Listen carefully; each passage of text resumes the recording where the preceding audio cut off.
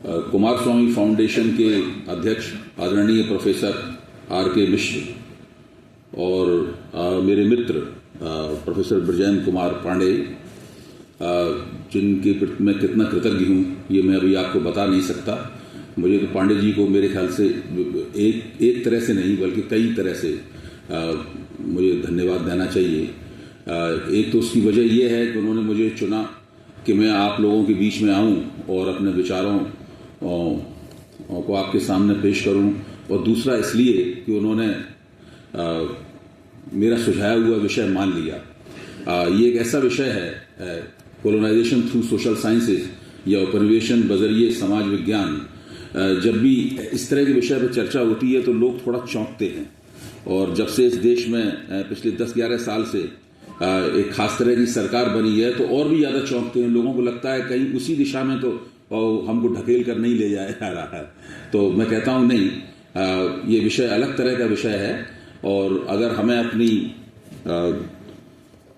सांस्कृतिक स्वायत्तता और बौद्धिक तेजस्विता की खोज करनी है और उस दिशा में कुछ हासिल करना है तो हमें ऐसे विषयों पर सोचना पड़ेगा। मैंने करीबन पिछले 10 साल से इस दिशा में चिंतन करना शुरू किया, और निरंतर काम करते करते मेरे पास जो सामग्री जमा हुई और जो तरह तरह के तर्क मैंने विकसित किए तो उनका कलेवर बहुत विशाल हो गया। तो जब भी मुझे इन विषयों पर बोलने का मौका मिलता है तो पहली दुविधा मेरे मन में ये होती है कि मैं इस बात को कैसे संक्षेप में कुछ थोड़े समय में आप लोगों के सामने पेश करूं। तो मैंने कोशिश की है, आप देखिए कि बात कहां तक पहुंचती है। और मैं चाहता हूं कि ये व्याख्यान, मुझे नहीं पता इस व्याख्यान की परंपराएं क्या हैं, लेकिन मैं चाहता हूं कि अगर मौका मिले तो थोड़ा बहुत समय अगर आप सब लोगों की, विद्वान श्रोताओं की जिज्ञासाएं हैं, वो जिज्ञासाएं, उनके सवाल भी कुछ थोड़ी देर के लिए आ सकें, और मुझे भी जानने का मौका मिले कि आप लोग मेरी बात को सुनकर क्या आपने सोचा और आप मुझसे क्या जानना चाहते हैं, तो मुझे और भी खुशी होगी। लेकिन ये सब कुछ कुमारस्वामी फाउंडेशन जो इस कार्यक्रम के आयोजक हैं उनके ऊपर निर्भर करता है। तो मैंने अपने इस व्याख्यान को 2 हिस्सों में बांटा है और दोनों को मैंने अध्याय का नाम दिया है। जो लोग अंग्रेजी फिल्में देखने के शौकीन हैं उन्होंने देखा होगा कि अमेरिकी एक फिल्मकार हैं क्विंटन टैरेंटिनो। तो वो जब अपनी फिल्में बनाते हैं तो वो अपनी फिल्मों का चैप्टराइजेशन करते हैं, वो पूरी फिल्म को कुछ चैप्टर्स में विभाजित कर देते हैं। टैरेंटिनो की ज्यादातर फिल्में हिंसा के अध्ययन के जरिए अपनी टिप्पणी दर्ज करती हैं, और मैं आपके सामने जो बात दो अध्याय जो आपके सामने पेश कर रहा हूं उसके अंदर हिंसा का रक्तपात तो नहीं है, लेकिन उपनिवेशवाद ने हम लोगों के साथ जो बौद्धिक हिंसा की है उस हिंसा का आख्यान उसके अंदर आपको जरूर मिलेगा। तो जो पहला अध्याय है मेरे व्याख्यान का, उसका शीर्षक है तलवार और पुस्तक के बीच संधि उर्फ उपनिवेशवाद एक ज्ञानात्मक परिघटना। तलवार और पुस्तक के बीच संधि उर्फ उपनिवेशवाद एक ज्ञानात्मक परिघटना। यहां पर तलवार का मतलब है राज्य और पुस्तक का मतलब तो हम लोग समझते ही हैं। तो 2-3 दिन पहले जब मैं इसकी तैयारी कर रहा था व्याख्यान की, तो मुझे ये निर्णय लेने में बहुत देर लगी कि मैं इस विमर्श में इस व्याख्यान के जरिए प्रवेश कैसे करूं। काफी देर जब मैं सोचता रहा तो मेरे दिमाग में अनायास अकबर इलाहाबादी के 3 शेर आए, 2 शेर और एक कथा आप कह सकते हैं। तो मुझे लगा कि मैं इन शेरों के जरिए इस व्याख्यान में, इस पूरे विमर्श में प्रवेश करूं। हम जानते हैं कि अकबर इलाहाबादी 19वीं और 20वीं सदी के संधि काल पर सक्रिय थे, और वो उर्दू के महानतम तंजिया शायर माने जाते हैं। वो 1846 में पैदा हुए और 1921 में उनका देहांत हुआ। अपनी जिंदगी का ज्यादातर वक्त उन्होंने इलाहाबाद में गुजारा। वो वहां पर सत्र न्यायाधीश, सेशन जज थे, और वो समय था जबकि भारत में औपनिवेशिक आधुनिकता हम लोगों के जीवन को और सोच विचार को बदल रही थी। वो प्रक्रिया अभी शुरू ही हुई थी, वो उस प्रक्रिया का अभी प्रारंभ भी हुआ था। तो अकबर इलाहाबादी के शायरी में, उनके कलाम में अक्सर उस आधुनिकता की, बनती हुई आधुनिकता की, जो कि हम लोगों के जीवन को बहुत गहराई से प्रभावित करने लगी थी उस समय तक, उसके ऊपर बड़े व्यंग्यात्मक टिप्पणियां मिलती हैं। तो जो 3 उनके कलाम में से 3 नगीने मैंने चुने हैं, तो उनकी खास बात यह है कि उसमें 2 में आपको वो टिप्पणियां मिलेंगी, वो व्यंग्यात्मक टिप्पणियां मिलेंगी जो बहुत ही गहरी आलोचना भी है, और तीसरे में अकबर इलाहाबादी ने कोशिश की है कि इसका मुकाबला करने के लिए कार्यक्रम क्या होना चाहिए, एक इसकी भी उन्होंने कोशिश की है कार्यक्रम देने की। तो मैंने अपने हिसाब से इन तीनों का अर्थ निरूपण किया है। ये तीनों ऐसी चीजें हैं, आप सुनेंगे आपको पता लगेगा कि आप इन्हें जानते हैं, बहुत ही विख्यात हैं। पहला शेर है, आप सुनिए। पानी पीना पड़ा है पाइप का, पानी पीना पड़ा है पाइप का, हर्फ पढ़ना पड़ा है टाइप का। देखिए उस समय अंग्रेज लोग कोशिश कर रहे थे, अंग्रेजी राज कोशिश कर रहा था कि जो पाइप्ड वाटर है उस जल की आपके समाज में, घरों में सप्लाई हो, और बावड़ियों की और कुओं की शामत आने वाली थी जहां से हम लोग पानी प्राप्त करते थे। और कातिब लोग, उर्दू में कातिब लोग लिखते थे सब चीजें, वो बड़े बड़े हरूफों में होती थी। जब प्रिंटिंग प्रेस का चलन शुरू हुआ था तब छोटे छोटे हरूफों में चीजें छपने लगी, तो लोगों को यकीन नहीं होता था कि भाई ये पानी जो सप्लाई हो रहा है हमें, इस पानी से हमारा हाजमा दुरुस्त रहेगा, ये खराब हो जाएगा हाजमा। और आंखों पे जोर पड़ता था छोटे टाइप को पढ़ने का, तो वो भी एक बड़ी समस्या थी। तो आप सुनिए, पानी पीना पड़ा है पाइप का, हर्फ पढ़ना पड़ा है टाइप का, पेट चलता है, आंख आई है, शाह एडवर्ड की दुहाई है। अब आप दूसरा सुनिए। ये बहुत कम मैंने देखा है कि जो आधुनिकता के बेरहम हाथों से जब किसी परंपरागत समाज को बदला जाता है तो उस पर क्या असरात होते हैं, और साहित्यकार किस तरीके से बिल्कुल सीधे सीधे उनके साथ संवाद करता है। और दूसरा सुनिए। छोड़ लिटरेचर को अपनी हिस्ट्री को भूल जा, छोड़ लिटरेचर को अपनी हिस्ट्री को भूल जा, शेखो मस्जिद से ताल्लुक तर्क कर स्कूल जा। छोड़ लिटरेचर को अपनी हिस्ट्री को भूल जा, शेखो मस्जिद से ताल्लुक तर्क कर स्कूल जा। 4 दिन की जिंदगी है कोफ्त से क्या फायदा, 4 दिन की जिंदगी है कोफ्त से क्या फायदा, खा डबल रोटी क्लर्की कर और फूल जा। खा डबल रोटी क्लर्की कर और फूल जा। आप देखिए ये मुसलमानों के संदर्भ में ये बात कही है कि शेखो मस्जिद से ताल्लुक तर्क कर। सीधी बात यह है कि हम लोग इस जो आधुनिक शिक्षा और स्कूल के प्रभाव में अपनी परंपरा से हमारी विच्छिन्नता की वो शुरुआत थी, हमारी दूरी निरंतर उससे बढ़ गई थी। और उसमें से जो निकल रहा था जब हम स्कूल जाते थे, उसमें से जो निकल रहा था वो क्लर्क था, बाबू, जिसको बंकिम चंद्र चट्टोपाध्याय बाबू कहते थे। ये बाबू कौन था? 1873 में वही समय जब अकबर इलाहाबादी सक्रिय हैं, 1873 में बंकिम चंद्र चट्टोपाध्याय इस बाबू वर्ग के बारे में कहते हैं। ये कैसे होंगे बाबू? सुनिए आप मेरा। ये बाबू काफी बातूनी, एक खास विदेशी भाषा में पारंगत और अपनी मातृभाषा को नीची निगाह से देखने वाले होंगे। ये बाबू काफी बातूनी, एक खास विदेशी भाषा में पारंगत और अपनी मातृभाषा को नीची निगाह से देखने वाले होंगे।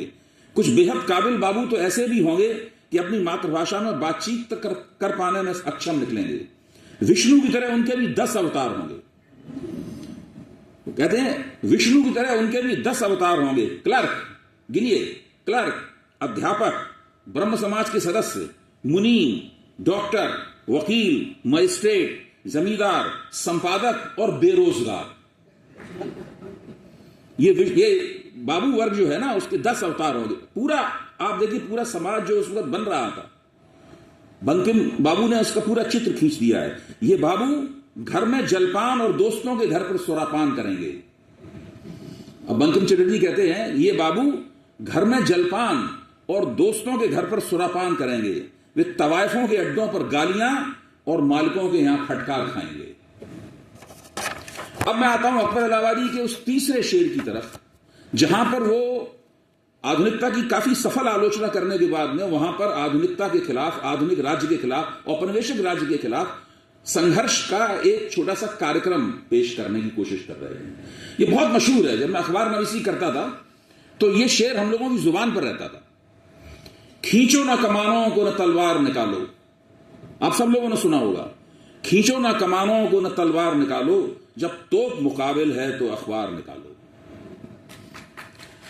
तो पहला शेर और दूसरा कता वो वहां तो आधुनिकता की पूरी तरह सफल आलोचना कर रहे हैं अकबर इलाहाबादी, लेकिन मेरा ये मानना है, और अब कम से कम मैं ये मानता हूं, पहले तो नहीं समझ पाता था, कि जो तीसरा है, खींचो ना कमानों को, ना तलवार निकालो, जब तो मुकाबिल हो तो अखबार निकालो, यहां पर वो एक बड़ी कामयाब किस्म की बाइनरी बना रहे हैं।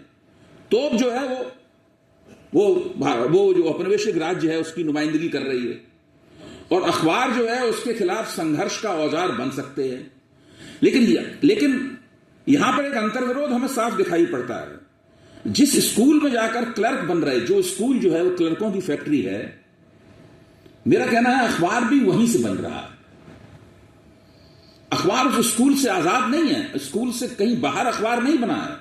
और ये अखबार आजकल का जो प्रोफेशनल जर्नलिज्म है वैसा अखबार नहीं है जिसकी वो उस वक्त आह्वान कर रहे हैं अकबर इलाहाबादी, ये वो नहीं है। उस वक्त गांधी जी भी अखबार निकालते थे, तिलक भी अखबार निकालते थे, जितने भी हमारे राष्ट्र निर्माता हैं, उपनिवेशवाद विरोधी आंदोलन के जो सिपहसालार थे, वो सारे के सारे किसी न किसी रूप में अखबार निकालते थे। सभी लोग अखबार निकालते, जिसको अपनी बात कहनी होती थी, राजनीति करनी होती थी, संघर्ष करना होता था, वो अखबार निकालता था। इसीलिए अकबर इलाहाबादी ने बात कही। लेकिन समस्या यह थी जिसको अकबर इलाहाबादी नहीं समझ पाए और चूक कर गए, कि जिस अखबार को वो तोप के खिलाफ तैनात करना चाहते हैं, दरअसल तोप और उस अखबार में इस तैनातगी करने के आह्वान से पहले ही एक समझौता हो चुका है। और वो समझौता जहां जहां दुनिया में उपनिवेशक गए, चाहे अफ्रीका में गए हों, चाहे लातिन अमेरिका में गए हों, चाहे एशिया में गए हों, कहीं भी गए हों, ये समझौता वहां पर घटित होते हुए दिखाई पड़ता है। अब देखिए, अफ्रीका के बहुत महान विद्वान हुए और बहुत मशहूर, जिनकी किताब है डिकोलोनाइजिंग माइंड, नियोगो वांग थियोंगो। तो थियोंगो ने अपने एक लेख में शेख हामिदू काने के एक उपन्यास है एमबीबीएस एडवेंचर, उसकी कुछ पंक्तियों को उद्धृत किया है।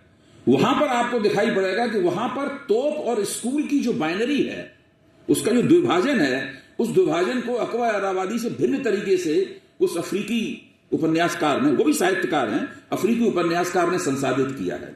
4-5 पंक्तियां, इससे समझ में आएगा कि स्कूल क्या है और तोप क्या है, यानी तलवार क्या है और किताब क्या है, यह समझ में आएगा। उसके बाद मैं आऊंगा कि उपनिवेशवाद को कल्पित करने का जो क्षण था, वहां पर तलवार और पुस्तक के बीच में किस तरह का गठजोड़ हो रहा था, और क्यों उपनिवेशवाद हथियारों की संरचना नहीं है, हथियारों की रचना नहीं है, वो मुख्यतः एक ज्ञानात्मक रचना है।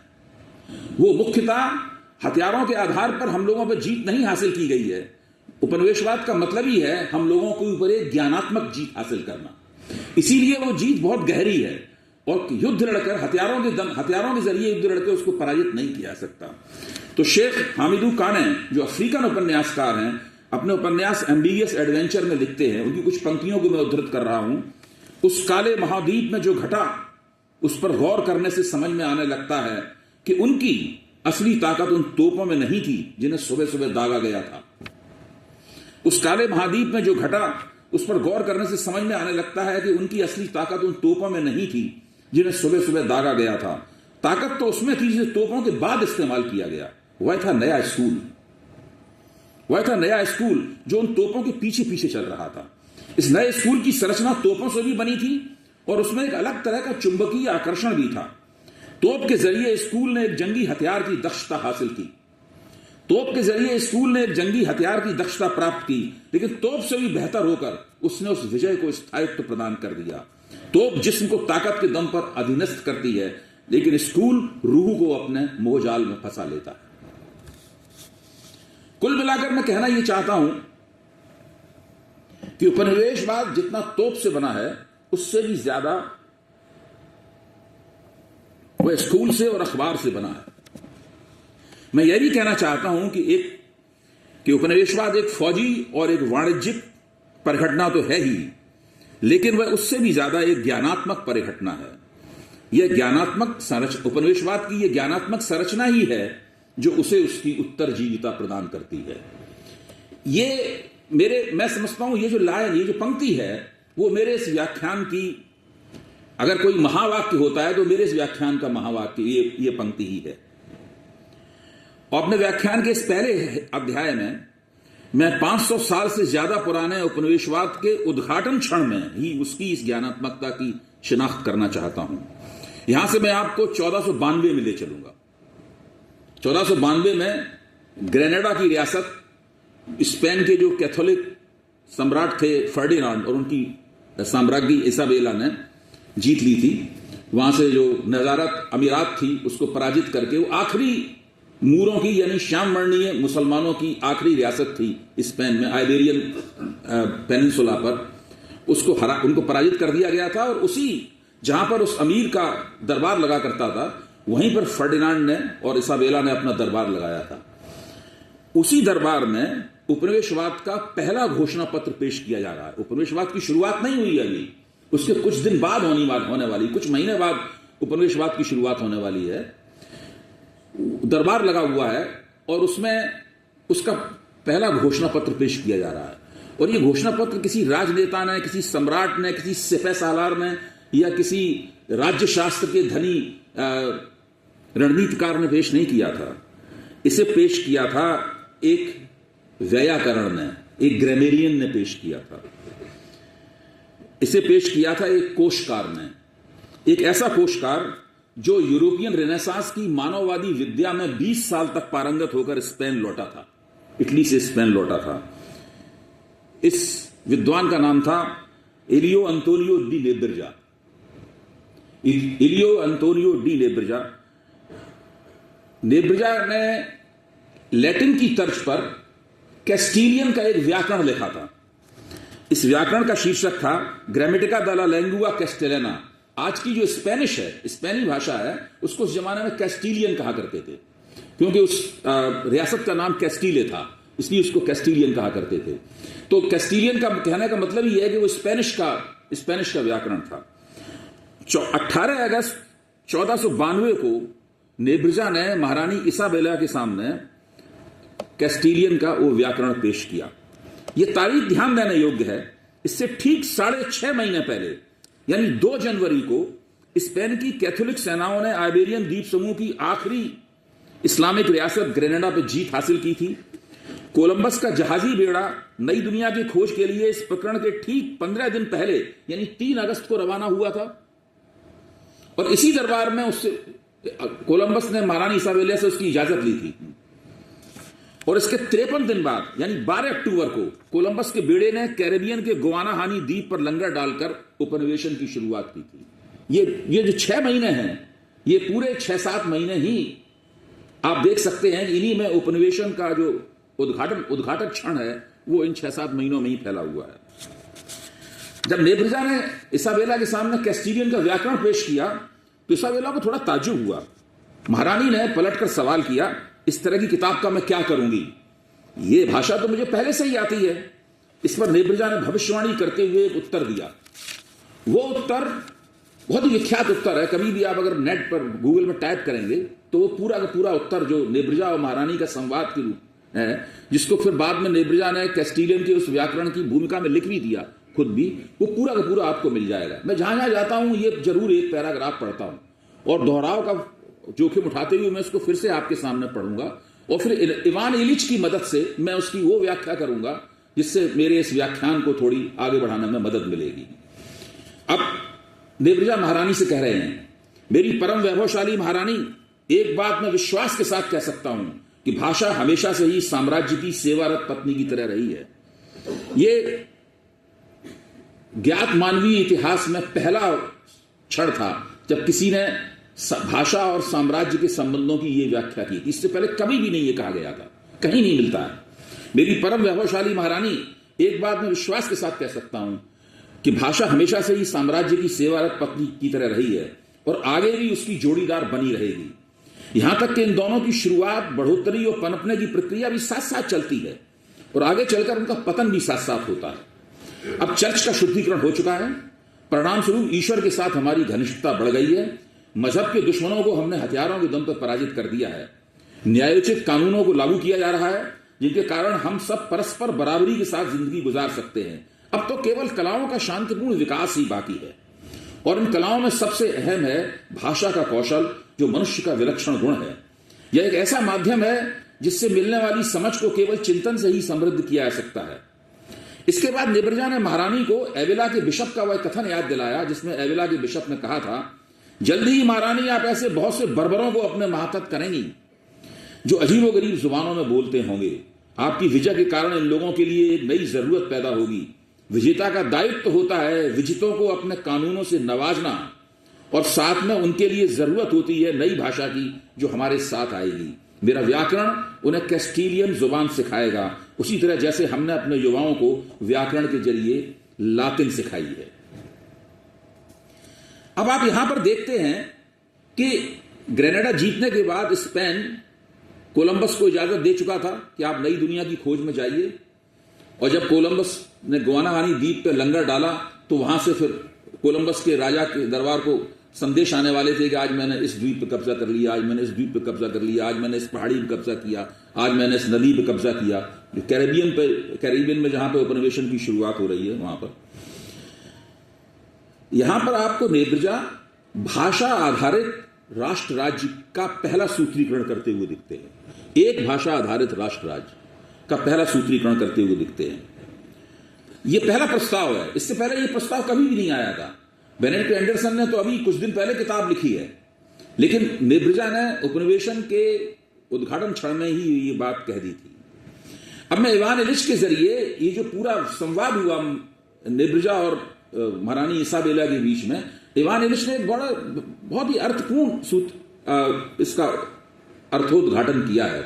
हम लोग भारत में विद्वानों के बीच में इवान इलिच काफी लोकप्रिय हैं। उनकी D schooling society, D schooling वाली किताब थीसिस उनकी बहुत प्रचलित है हम सब लोगों के बीच में। लेकिन उनकी एक और पुस्तक है जो बहुत कम लोगों ने पढ़ी, उसका शीर्षक है शैडो वर्क। मैंने शैडो वर्क में उन्होंने खासतौर से इस नेब्रजा प्रकरण की व्याख्या की है। नेब्रजा महारानी से उनके अपने राज्य के भीतर ही एक नए मोर्चे पर आक्रमण की अपील कर रहे थे। वो नया मोर्चा क्या था?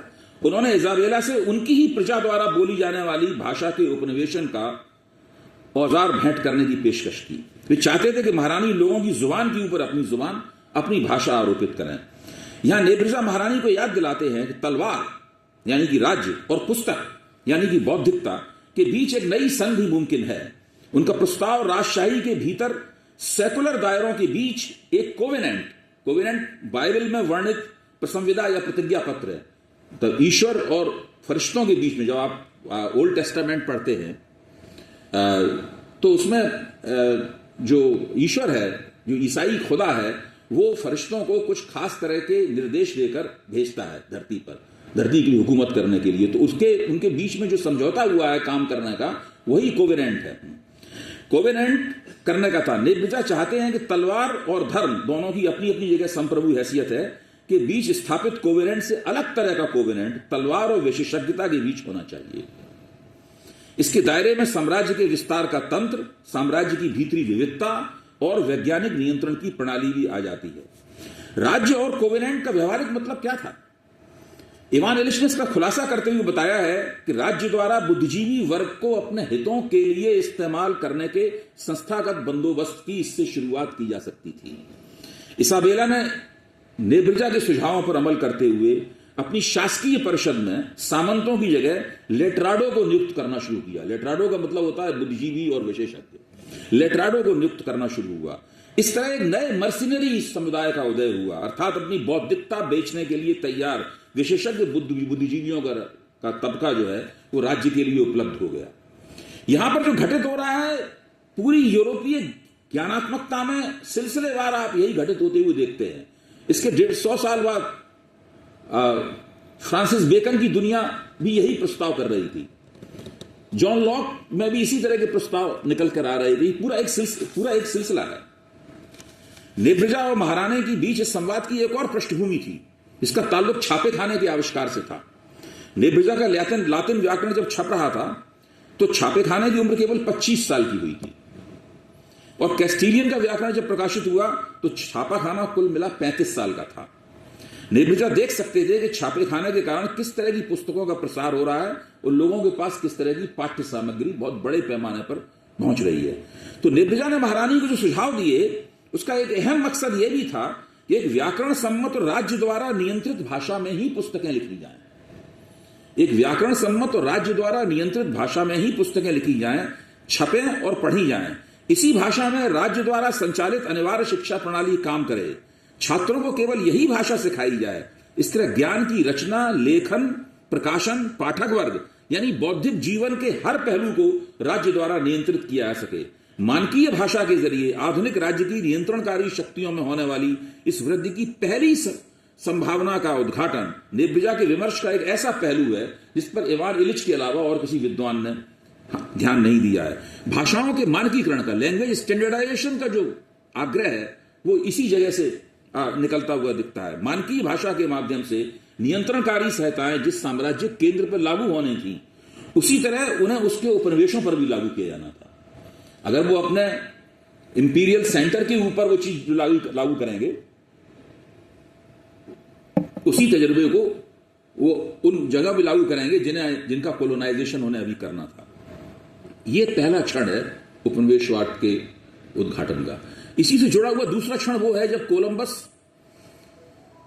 कोलंबस का जहाजी बेड़ा गुआनहानी द्वीप के ऊपर 12 अक्टूबर 1492 में लंगर डालता है। इस द्वीप पर अरावाक समुदाय के लोग रहते थे। इन लोगों ने कभी किसी यूरोपियन को नहीं देखा था। वो स्पेनी भाषा भी नहीं जानते थे। कोलंबस ने अपने रोजनामचे में खुद दर्ज किया है कि उसने बेड़े के 2 कप्तानों से अपने साथ तट पर चलने के लिए कहा। कोलंबस चाहता था कि जब वह इस द्वीप पर कब्जा करे तो उसका नामकरण करे। उसके दोनों कप्तान विजय की इस प्रक्रिया के कानूनन साक्षी बने। कोलंबस के बेड़े को देखते ही अरावाकियन लोग तोहफे लेकर यूरोपियन जहाजियों का स्वागत करने आए। उन्होंने इससे पहले यूरोप के किसी व्यक्ति को नहीं देखा था। अरावाकियनों से तोहफे लेते समय उनके बारे में कोलंबस की जो राय बनी वो भी उसने अपने रोजनामचे में दर्ज की है। उसका ख्याल था कि ये लोग बेवकूफ तो नहीं लगते, इसलिए गुलाम के तौर पर काम के साबित हो सकते हैं। इन लोगों को आसानी से ईसाई भी बनाया सकता है, क्योंकि लगता नहीं है कि ये किसी किस्म के मजहब से जुड़े हुए हैं। कोलंबस ने बताया कि उसका इरादा इनमें से 6 को पकड़कर अपने साथ ले जाना है ताकि स्पेनी सिखाकर उन्हें दुभाषिया बनाया जा सके। इस तरह इस प्रकरण में कोलंबस अपने साथ उपनिवेशन की 3 परंपराओं का सूत्रपात करता हुआ दिखता है। उसने द्वीप पर कब्जा करके साम्राज्य का विस्तार किया, वहां के निवासियों को ईसाई बनाने का इरादा बनाया और उसका अपहरण करके उन्हें स्पेनी सिखाने की योजना बनाई। 2 दिन बाद 14 अक्टूबर को जब कोलंबस का बेड़ा वहां से रवाना हुआ तो उसने उस द्वीप को स्पेन के साम्राज्य में मिला लिया था। प्रश्न यह है कि क्या गुआनहानी नामक कैरिबियन द्वीप पर कोलंबस ने हथियारों के दम पर जीत हासिल की थी? कोलंबस के पास हथियार थे। जब वो तट पर उतर रहा था वो लोग ज़िर बख्तर से लैस थे, स्पेनी हथियार उनके पास थे। अरावाकियों के पास तो कोई हथियार थे ही नहीं, क्योंकि वो तो समझ ही नहीं पा रहे थे कि ये लोग कौन है, कहां हैं। वो तो तोहफे लेकर उनको तोहफे देने के लिए गए। उन्हें नहीं पता था कि ये लोग उनके द्वीप पर कब्जा कर लेंगे, बाद में उनके ऊपर अत्याचार करेंगे। अगर ऐसा होता तो वो उनके ऊपर हमला कर देते और कोलंबस और उनके साथियों को समुद्र में डुबो देते, और ये बात उनकी पूरी तरीके से न्यायसंगत होती। कोलंबस के पास हथियार थे, लेकिन किसी ने उसका विरोध ही नहीं किया। असल में अरावाकियों को बिल्कुल नहीं पता था कि उन्हें गुलाम बनाया जाने वाला है। लेकिन कोलंबस के पास कुछ ऐसे हथियार भी थे जिनका किसी जगह पर कब्जा करने के लिए इस्तेमाल होगा, इसके बारे में उस समय तक सोचना भी मुश्किल था। इसमें से एक हथियार था स्पेनी भाषा और दूसरा था रोमन कानून, रोमन लॉ। आज की तारीख में देखकर ताज्जुब हो सकता है कि कोलंबस ने वास्तव में भाषा और कानून के 2 हथियारों के जरिए न केवल उस द्वीप को जीता, बल्कि इसी तरह वेस्ट इंडीज के द्वीपों को एक के बाद एक स्पेनी साम्राज्य में मिलाने का लंबा सिलसिला चलाया। स्पेन से आए कोलंबस के साथी जहाजी इस परंपरा के वाहक थे, वह रोमन लॉ के मुताबिक बनी थी। इस कानून के अनुसार अगर किसी जगह पर कब्जा करने की मौखिक घोषणा करने के बावजूद उस पर कोई आपत्ति न की जाए तो मान लिया जाता है कि कब्जा न्यायोचित ढंग से हो गया है। हमारे देश में जो कानून चलता है उसके आधार में भी रोमन लॉ है। दुनिया में जो भी कानून चलता है, जो भी आधुनिक कानून है, उसके आधार में रोमन लॉ ही है। ये आप बिल्कुल तय समझ लीजिए। आप किसी भी वकील, किसी भी विषय से पूछिए, अगर यहां पर कोई वकील साथी मौजूद हैं तो वो मेरी बात की तस्दीक करेंगे। कब्जा करने का या भाषाई कर्मकांड कानूनन उस समय पूरा होता है जब उसका कोई साक्षी हो, इसे लिखित रूप से रिकॉर्ड किया जाए और विजेता द्वारा उसका नया नामकरण किया जाए। कोलंबस ने यही किया। उसने अरावाकियों के सामने खड़े होकर गुआनहानी द्वीप पर स्पेन के राजा के कब्जे की घोषणा की। उन लोगों को तो पता ही नहीं था कि ये क्या बोल रहे हैं, वो सुनते रहे चुपचाप। चूंकि कोई विरोध नहीं हुआ तो कोलंबस ने मान लिया कि ये हमारा कब्जा जो है बिल्कुल न्यायपूर्ण है। उसके बाद बेड़े के 2 कप्तानों को साक्षी बनाकर उसने इस कर्मकांड को अपने रोजनामचे में दर्ज कर लिया और द्वीप का नाम सैन सल्वाडोर रख दिया। अच्छा, अरावाकीनों ने खंडन कैसे करती, उन्हें तो पता ही नहीं था कि ये बंदा बोल क्या रहा है। उन्हें समझ में नहीं आया कि इन्होंने तोहफे कबूल कर लिए और कुछ बोला और उसके बाद कुछ नोट किया और उसके बाद एक पादरी भी उनके साथ था। उनकी तो भाषा भी अलग थी और अरावाकीनों की अपनी ज्ञान मीमांसा भी अलग थी। कोलंबस के सामने 2 विकल्प थे। पहला यह था कि अरावाकीनों की जो बोली है उसको वो भाषा का दर्जा दे या न दे।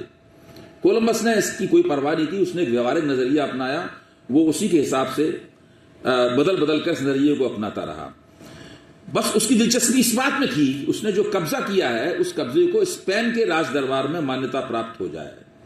उसने सुनिश्चित किया कि उसके प्रत्येक कृत्य का एक साक्षी हो, उसका लिखित रिकॉर्ड रखा जाए ताकि सनद रहे, ताकि वक्त आने पर उसका इस्तेमाल किया जाए। वो नए द्वीपों पर कब्जा करता चला गया, उनका नामकरण करता रहा, नदियों और पहाड़ों को नए नाम देता रहा। किसी जगह का नाम पीट्रो डी सेंटा मारिया रखा गया, कि कोई जगह कैबो डीला स्ट्रेला कही गई और कोई कैबो डी सिलिकन कही गई। आज इन जगहों को इन्हीं नामों से जाना जाता है। कोलंबस के बाद इन द्वीपों पर अपने कब्जे को दीर्घजीवी करने के लिए स्पेनिश आर्माडा, नौसैनिक बेड़े का और फौज का आगमन हुआ। इस तरह लातिन अमेरिका को क्रमिक रूप से जीतकर न्यू स्पेन का अस्तित्व पड़ा। वहां के रहने वालों को इंडियन कहा गया। उन्हें नहीं पता था कि हम इंडियन हैं, उनको इंडियन कहा गया। उन्हें भी ईसाई नाम दिए गए, जैसे डोना मारेना, जूलियन, और उस पूरे द्वीप को अमेरिका का नाम दे दिया गया। जो अमेरिका के मूलवासी थे उन्हें नहीं पता था कि वो अमेरिकन है या उनके द्वीप का नाम अमेरिका है। ये उपनिवेशवाद ने उन्हें बताया। अब आप देखिए 1513 में इसाबेला के पति सम्राट फर्डिनांड के आग्रह पर रेनेसांस की जो मानवतावादी विद्वत्ता थी उसके कई प्रतिनिधियों ने मिलकर एक दस्तावेज की रचना की। इस दस्तावेज का नाम था रिक्वायरमेंटो, ताकि देशज लोगों और उनके इलाके को जीतने के स्पेनिश आधार को एक कानूनी मान्यता मिले। इस रिक्वायरमेंटो में क्या लिखा था? आज्ञा पालन न करने वाले, ईश्वर का संदेश ग्रहण करने से इनकार करने वाले और उसका विरोध या खंडन करने वाले ताबेदारों के तौर पर हम तुम्हारी पत्नियों और तुम्हारे बच्चों को छीन लेंगे, उन्हें दास बनाएंगे और अपने महामहिम की इच्छा और आदेश के मुताबिक या तो उन्हें बेच देंगे या निपटा देंगे, तुम्हारी संपत्तियों को छीन लेंगे और तुम पर हर तरह का नुकसान और बर्बादी बर्पा करेंगे। अमेरिका में स्पेनिश कॉन्क्विस्टाडोर रिक्वायरमेंटो लेकर जाते थे और किसी भी जंगल के सामने खड़े होकर, किसी झोपड़ी के सामने खड़े होकर, किसी घर के सामने खड़े होकर, बस्ती और गांव में खड़े होकर रिक्वायरमेंटो पढ़ते थे। उन लोगों को नहीं पता था क्या पढ़ा जा रहा है और उसको पढ़ते ही उनका उसके ऊपर कब्जा मान लिया जाता था और उसके बाद वो जो मन में कह रहे थे, हम तुम्हें गुलाम बना सकते हैं, हम तुम्हें बेच देंगे, कुछ भी करेंगे, तुम्हें मार देंगे, तुम्हारा अपने ऊपर अधिकार नहीं रह जाएगा। ये जो संक्षेप में मैंने आपको बताई, इससे आपको अंदाज लगेगा कि ये उपनिवेशन चीज क्या थी। हथियारों का इस्तेमाल तो उसमें बाद में होता है। सबसे पहले एक सीमेंटिक युक्ति के जरिए, शब्दों और उनके अर्थों और वाक्यों के जरिए उपनिवेशन संपन्न किया जाता है। उसके बाद हथियारों के जरिए उस कब्जे को और दीर्घजीवी किया जाता है। उसके बाद फिर से भाषा का मसला आता है ताकि उपनिवेशन को और दीर्घजीवी किया जा सके। मैं इस अध्याय को यहीं समाप्त करता हूं। मेरा मकसद केवल यह था ताकि मैं आप तक ये बात पहुंचा सकूं कि कोलोनाइजेशन मुख्य तौर पर एक ज्ञानात्मक परिघटना है और बाद में आगे हम देखेंगे कि ये ज्ञानात्मक परिघटना किस तरीके से परवान चढ़ती है। अब मैं दूसरे अध्याय पे आता हूं। इसका शीर्षक है हथियारों की रवानगी के बाद समाज विज्ञान की तैनाती। जब जिन दिनों द्वितीय विश्व युद्ध के दौर में, उससे ठीक पहले या उसके बाद में राष्ट्रवादी आंदोलनों से टकराते हुए उपनिवेशवादी पराजित हो रहे थे और उपनिवेशवादी राज्य व्यवस्था खत्म हो रही थी धीरे धीरे। उस वक्त उन लोगों के सामने सबसे बड़ी चिंता यह थी कि हम यहां से जब चले जाएंगे तो हमारे पीछे क्या रह जाएगा। हम अपने इस प्रभुत्व को, जो कि हथियारों के दम पर टिका हुआ था, राज्य के दम पर टिका हुआ था, इस प्रभुत्व को कैसे सुनिश्चित करेंगे कि ये प्रभुत्व विभिन्न रूपों में इन समाजों के ऊपर बना रहे। अब मैं एक बार छोटी सी 1948 का एक संस्मरण जो प्रोफेसर रामकृष्ण मुखर्जी प्रख्यात भारतीय समाजशास्त्री थे, उनका एक बता। प्रोफेसर रामकृष्ण मुखर्जी ने 1948 के अपने एक संस्मरण में उत्तरी अफ्रीका के एक छात्र से पेरिस में हुई बातचीत के दौरान कहा, आज हम ट्राइबल माने जाते हैं और हमारा अध्ययन एंथ्रोपोलॉजिस्ट करते हैं। आज हम ट्राइबल माने जाते हैं और हमारा अध्ययन एंथ्रोपोलॉजिस्ट करते हैं। कल जब हम आजादी प्राप्त कर लेंगे तो हम पीपल हो जाएंगे। कल जब हम आजादी प्राप्त कर लेंगे तो हम पीपल हो जाएंगे, तो हमारा अध्ययन करने के लिए सोशियोलॉजिस्ट और पॉलिटिकल साइंटिस्ट आएंगे। सवाल यही है, एंथ्रोपोलॉजिस्ट, हिस्टोरियन, इकोनॉमिस्ट, सोशियोलॉजिस्ट, ये पॉलिटिकल साइंटिस्ट किस फैक्ट्री में बनते हैं, कहां से आते हैं? सारी दुनिया में फैले हुए हैं। ये किस्म किस्म के विद्वान आते कहां से हैं? ये जानने के लिए हमें पश्चिमी सामाजिक सिद्धांत, वेस्टर्न सोशल थ्योरी और उसका समाज विज्ञान नामक तंत्र है, उसको समझना होगा। हमें उसके मुख्य तौर पर 3 आयामों पर गौर करना होगा। पहला आयाम है इसका अकादमिक मर्म क्या है, सोशल साइंस की दुनिया का अकादमिक मर्म क्या है। दूसरा, उपनिवेशवाद और समाज विज्ञान किस तरह आपस में गुथे हुए हैं। और तीसरा, वह संस्थागत बंदोबस्त किस प्रकार का है जिसके जरिए उपनिवेशित समाजों को ये समाज विज्ञानों की दुनिया थमाई गई है, या समाज विज्ञान से पूरी तरह आच्छादित हैं। हमारे पूर्व हम कह सकते हैं कि हम लोग पोस्ट कॉलोनियल हैं, यानी पूर्व उपनिवेशित हैं। समाज विज्ञानों की शुरुआती निर्मित 16वीं सदी से 18वीं सदी के दौरान उस समय हुई जब उपनिवेशवाद का सूरज पूरी बेरहमी से चमक रहा था। 18वीं सदी में विभिन्न ज्ञानात्मक श्रेणियां आज की तरह एक दूसरे से अलग अलग नहीं दिखती थीं। एक तरफ दर्शन शास्त्र था, दूसरी तरफ प्राकृतिक विज्ञान थे। आर्थिक स्थिति, राजनीति, धर्म, सभ्यता, संस्कृति जैसे विषयों पर जो डेटा, तथ्य सामग्री उपलब्ध थी वो बहुत ही सीमित थी, और उसी सीमित तथ्य सामग्री की रोशनी में ही विचार विमर्श हुआ करता था। अनुसंधान की विधियां और संहिताएं भी बनने के दौर में थीं। 18वीं सदी में स्कॉटिश प्रबोधन के शीर्ष विद्वान एडम स्मिथ, जिन्हें हम वेल्थ ऑफ नेशन जैसी किताब और पूंजीवाद का पितामह माना जाता है, उन्हें एडम स्मिथ सभ्यता के विकास को 4 चरणों में बांटकर उपनिवेशवादियों के सांस्कृतिक मिशन को जायज ठहरा रहे थे। और 19वीं सदी में कार्ल मार्क्स भी स्मिथ के सभ्यता विमर्श को अपनाते हुए एशियाई समाजों के बारे में अपनी यूरो केंद्रित थीसिस का प्रवर्तन कर रहे थे। इस पृष्ठभूमि के साथ साथ समाज विज्ञानों इस पूरे उद्यम पर यूरोपीय प्रबोधन के दौरान पनपे न्यूटन देकार्तवादी चिंतन का रुतबा गालिब था। न्यूटन और देकार्त को अपने अपने ईसाई ईश्वर में अगाध विश्वास था। न्यूटनी मॉडल अतीत और भविष्य के बीच एक रैखिक समरूपता के जरिए वर्तमान का संधान करने पर विश्वास करता था। देकार्तवादी मॉडल की आस्था ज्ञाता और ज्ञातव्य, प्रकृति और मनुष्य, पदार्थ और मस्तिष्क, भौतिक और भावातीत के बुनियादी द्विभाजन में थी। अगर इस मॉडल में फ्रांसिस बेकन का चिंतन भी जोड़ लिया जाए तो कहा जा सकता है कि पश्चिमी सामाजिक सिद्धांत का संस्थाकरण एक ऐसे कार्य कारण व्याख्यात्मक विज्ञान के तहत किया जा रहा था जो अहर्निश प्रयोगात्मकता पर टिका हुआ था। अगस्त कॉम्ट तो यह भी मानते थे कि न्यूटन द्वारा गुरुत्वाकर्षण के सिद्धांत की खोज सोशल रिसर्च का ही एक बेहतरीन नमूना है। इन 2 सदियों में एडम स्मिथ से कार्ल मार्क्स तक हुए यूरोपीय ज्ञानात्मकता के विकास क्रम में जब पॉलिटिकल इकोनॉमी का परिप्रेक्ष्य प्रभावी हुआ तो सामाजिक, राजनीतिक, आर्थिक चिंतन के क्षेत्र में बड़े पैमाने पर तथ्यों की खोज करने वाले अनुसंधानों की आवश्यकता महसूस होने लगी। दर्शन शास्त्र के भीतर एक अनुशासन के तौर पर अर्थशास्त्र का उदय होने लगा। इसी के बाद ज्ञान के विभिन्न अनुशासन धीरे धीरे शक्ल सूरत प्राप्त करने लगे। समाज विज्ञान और यहां पर द्वितीय विश्व युद्ध जो है एक विभाजक रेखा की तरह निकलता है। तब तक साफ तौर पर दिखने लगा था कि राष्ट्रवादी दावेदारियां औपनिवेशिक हुकूमतों को खात्मे की तरफ धकेल रही हैं।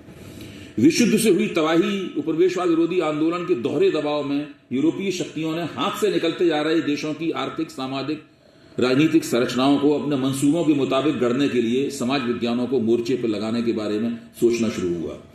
उनके लिए जरूरी था कि नए नए आजाद हुए देश अपनी पोस्ट कॉलोनियलिटी को पश्चिम की मर्जी के मुताबिक ही कल्पित करें।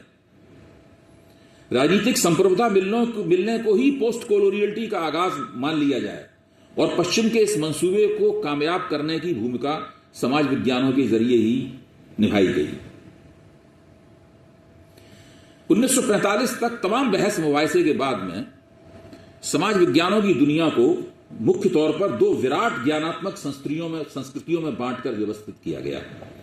एक थी उसमें दर्शन शास्त्र की संस्कृति, फिलॉसफी का कल्चर, और दूसरी थी विज्ञान की संस्कृति। दर्शन शास्त्र की जिम्मेदारी उत्तम और सुंदर का संधान करने की थी और विज्ञान की इजारेदारी सत्य के संधान पर थी। समाज विज्ञान की दुनिया इन दोनों के बीच में कहीं स्थित थी, ताकि वह अपने प्रयासों से सत्य और सुंदर के बीच एकता, तारतम्यता और समरसता की स्थापना कर सके। मुख्य तौर पर दर्शन शास्त्र, विज्ञान और समाज विज्ञान के बीच में जो कामों का, कार्यभार का जो बंटवारा था वो कुछ इस तरह का था। इतिहास, अर्थशास्त्र, समाजशास्त्र और राजनीति शास्त्र के अनुशासनों का वजूद सभ्य समाज के लिए, सभ्य समाज द्वारा और सभ्य समाज के बारे में था। जाहिर तौर पर सभ्य का मतलब निर्विवाद रूप से यूरोपीय ही हो सकता था। उपनिवेशकों के लिए गैर यूरोपीय दुनिया दो हिस्सों में बटी हुई थी। एक हिस्सा वह था इसमें आदिम लोग जैसे कि अफ्रीकी और इंडियन, जिनका नाम उन्होंने इंडियन दिया था, इंडियन बसते थे। उनका अध्ययन करने के लिए एक अलग तरह का आश्वासन, एंथ्रोपोलॉजी या मानव विज्ञान तैयार किया गया। इसकी पद्धतियां और परंपराएं भी समाज विज्ञान के दूसरे अनुशासनों से भिन्न थीं। गैर यूरोपीय दुनिया के दूसरे हिस्से के बारे में उपनिवेशों की मान्यता थी कि किसी जमाने में इनकी संस्कृतियां नफीस और विकसित थीं, जैसे चीन, भारत, अरब और इस्लामी विश्व। इन उच्च संस्कृतियों के लिए उपनिवेशकों ने ओरिएंटल स्टडी या प्राच्य शास्त्र की शुरुआत की। एंथ्रोपोलॉजी आदिम लोगों के लिए की और जो पहले कभी विकसित रह चुके थे उनके लिए उन्होंने ओरिएंटलिज्म की शुरुआत की। इनके किरदार को वे समाज विज्ञानों का हिस्सा न मानकर ह्यूमैनिटेरियन स्टडीज के हिस्से में रखते थे। ये अनुशासन या तो इडियोग्राफिक थे या नोमोथेटिक थे। अर्थशास्त्र, समाजशास्त्र और राजनीति शास्त्र की तिकड़ी को नोमोथेटिक इसलिए कहा जाता था कि वे फिजिक्स को अपना मॉडल मानकर सार्वभौम नियमों की खोज करने के एजेंडे का पालन करने के लिए बनाए गए थे। इतिहास को एडियोग्राफिक इसलिए कहा जाता है कि वह सार्वभौम नियमों की खोज न करके आख्यान परक भावचित्रों के जरिए अतीत के ज्ञान को वस्तुनिष्ठ ढंग से हासिल करने का दावा करता है। वस्तुनिष्ठता के दावा ही इतिहास लेखन की प्रौद्योगिकी को परिभाषित कर देता है। इतिहासकारों से लाजमी तौर पर उम्मीद की जाती है कि वे अपना आख्यान रचते समय उसके प्रमाण भी देते चलेंगे। ये प्रमाण अभिलेखागारों से आने चाहिए। उनका नियंत्रण और पुष्टिकरण विद्वज्जनों द्वारा होना जरूरी है। इतिहास लेखन की यह प्रौद्योगिकी इस तरह डिजाइन की गई है कि उसके दायरे से दार्शनिक, काल्पनिक, मिथकीय और निगमनात्मक तत्व पूरी तरीके से बाहर निकल जाते हैं। कुल मिलाकर अगर अनुशासनों की नोमोथेटिक तिकड़ी फिजिक्स और केमिस्ट्री के नक्शे कदम पर आगे चलकर विज्ञान बनना चाहती है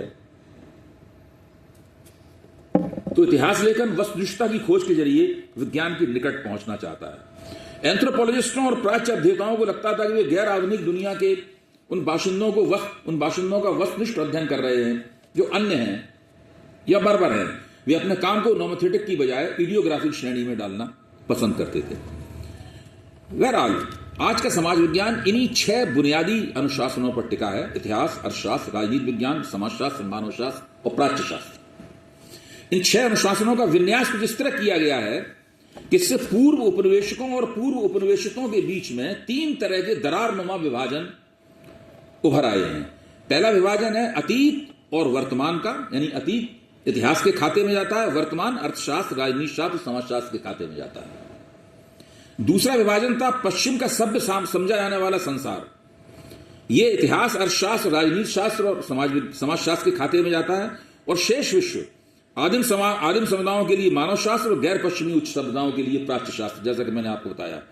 तीसरा विभाजन केवल आधुनिक दुनिया पर लागू होता है। यह विन्यास था बाजार के तर्क यानी अर्थशास्त्र, राज्य के तर्क पॉलिटिकल साइंस और सिविल सोसाइटी के तर्क यानी सोशियोलॉजी के बीच का बंटवारा।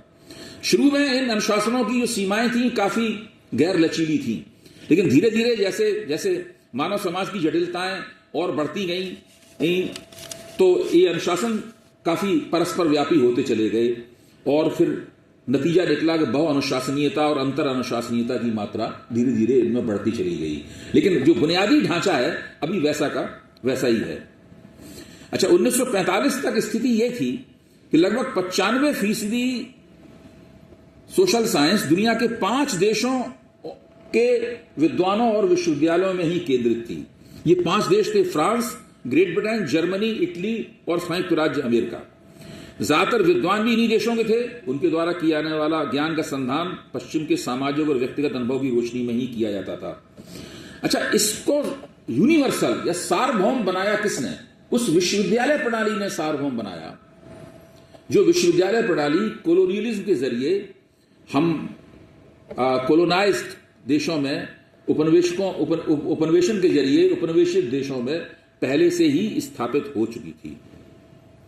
अच्छा, ये इसको कहते हैं कांटियन हुम्बोल्टियन यूनिवर्सिटी, यानी जिस लखनऊ विश्वविद्यालय में हम लोग खड़े हुए हैं, ये कांटियन हुम्बोल्टियन यूनिवर्सिटी का भारतीय संस्करण है।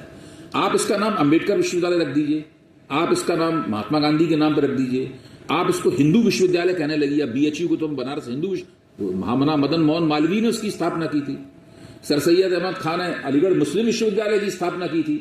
किसी ने स्थापना की हो, वो महामना हो, सर सैयद हो, कोई भी हो, उसका जो बुनियादी मॉडल है वो कांटियन हुम्बोल्टियन यूनिवर्सिटी का है। Kantian means Immanuel Kant, Humboldtian means Wilhelm von Humboldt, जो कि जर्मनी के शिक्षा मंत्री और बहुत बड़े भाषा शास्त्री और बहुत बड़े विद्वान थे।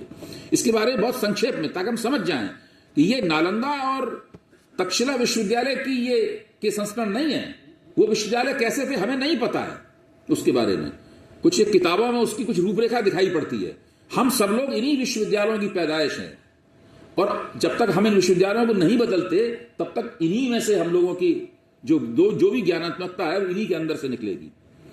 कांट ने किताब लिखी थी कॉन्फ्लिक्ट ऑफ फैकल्टीज, ये पतली सी किताब थी, आप लोग जरूर इस किताब को पढ़िए, इससे मालूम पड़ेगा कि आखिरकार हमारी उच्च शिक्षा किस पैटर्न के ऊपर है।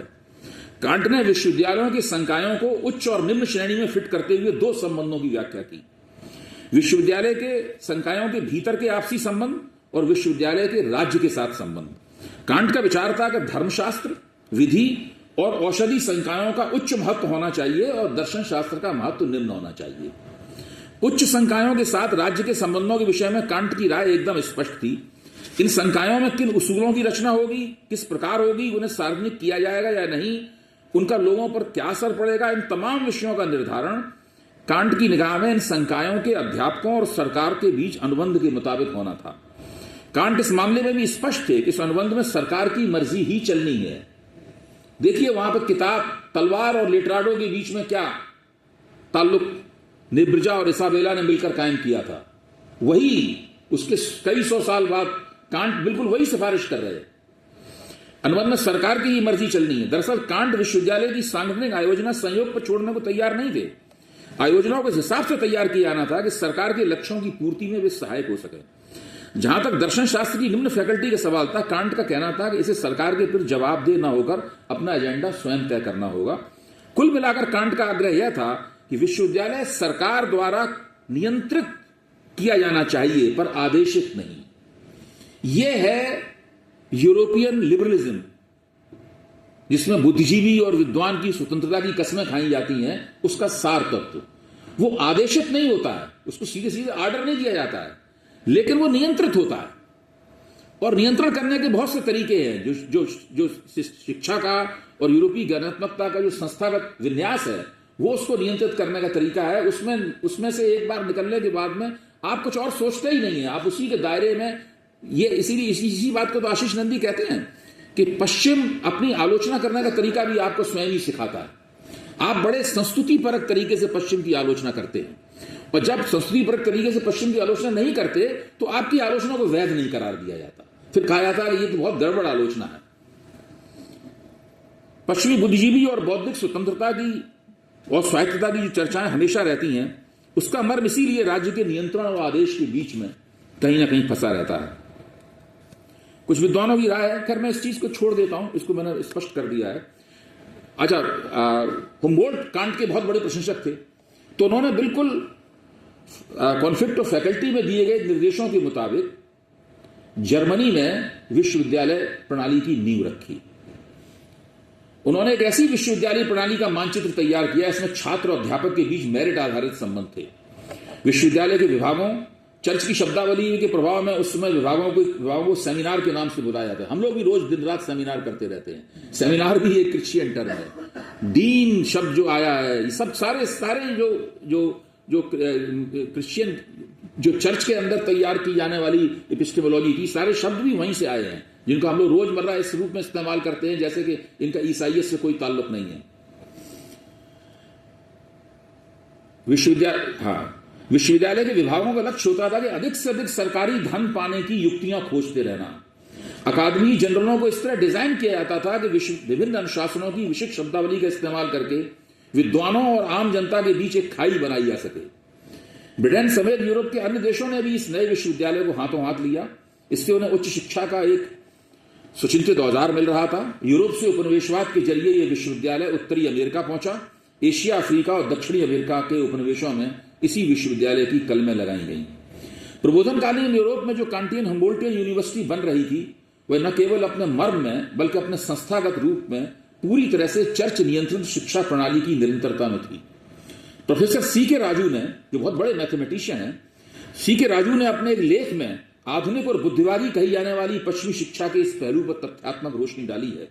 राजू के अनुसार सबसे पुराने पश्चिमी विश्वविद्यालयों के शुरुआती रूप मुसलमानों के खिलाफ किए जाने वाले क्रूसेड्स के दौरान तैयार किए गए थे। क्रूसेड का आदेश हमेशा पोप देता था, याद रखिए। क्रूसेड एक धर्म युद्ध है जो कि मुसलमानों के खिलाफ ईसाइयों ने चलाया था।